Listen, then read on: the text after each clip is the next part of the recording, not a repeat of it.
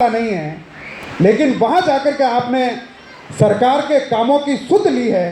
ये वास्तव में एनजीओ की अगर हिंदी फॉर्म में बताऊँ आपको तो गैर सरकारी संगठन होता है। और मैं राउंड टेबल के इस पावन पुनीत पवित्र कार्य की मेरी तरफ से भूरी तारीफ और खूब प्रशंसा करता हूँ, क्योंकि एक अंधापन जो शिक्षा का प्रसार होता है वो जीवन में एक ज्योत जलाता है। और मैं समझता हूँ कि ऑस्ट्रेलिया के एक बहुत बड़े दार्शनिक ने कहा था कि यदि कोई व्यक्ति अपने देश में एक स्कूल खोलता है, एक विद्यालय खोलता है, तो वो अपने राष्ट्र में एक कारागार बंद करता है, एक जेल को बंद करता है। तो मैं राउंड टेबल के अभी तक के 96 से लेके 2017 20 वर्ष कंप्लीट हुए हैं। 21वें वर्ष के अंदर सूरत चैप्टर 135 प्रवेश कर रहा है।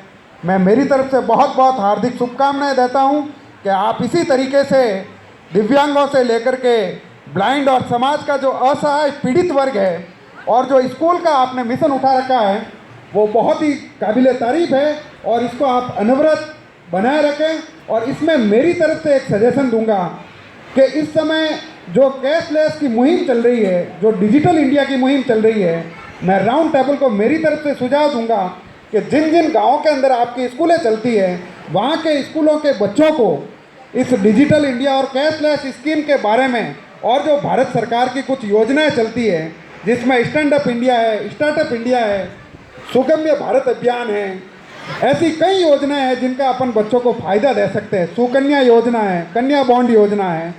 तो साथ में उन बच्चों को अगर ये योजनाओं की जानकारी मिलती है तो निश्चित रूप से जो सरकार का प्रयास होता है कि सरकार की कोई भी योजना का फ़ायदा पंक्ति के अंतिम व्यक्ति को मिले, तो जो राउंड टेबल अपना एक मिशन लेके चल रही है उसके अंदर एक मेरा छोटा सा सुझाव है। अगर आपकी कार्यकारिणी को अच्छा लगे तो निश्चित रूप से जोड़िएगा। एक बार पुनः मैं राउंड टेबल और हमारे पल्लवी जी का भी धन्यवाद ज्ञापित करूंगा कि उन्होंने मुझे आमंत्रित किया। हमारे धर्मेंद्र भाई सवानी का भी धन्यवाद ज्ञापित करता हूं, और कन्नू भाई टेलर ने मुझे एक अच्छे एनजीओ से जोड़ा, आपका भी मैं अभिनंदन करता हूं। और आप सब लोगों का खूब स्वागत और सत्कार करता हूं। जय भारत, जय हिंद, धन्यवाद।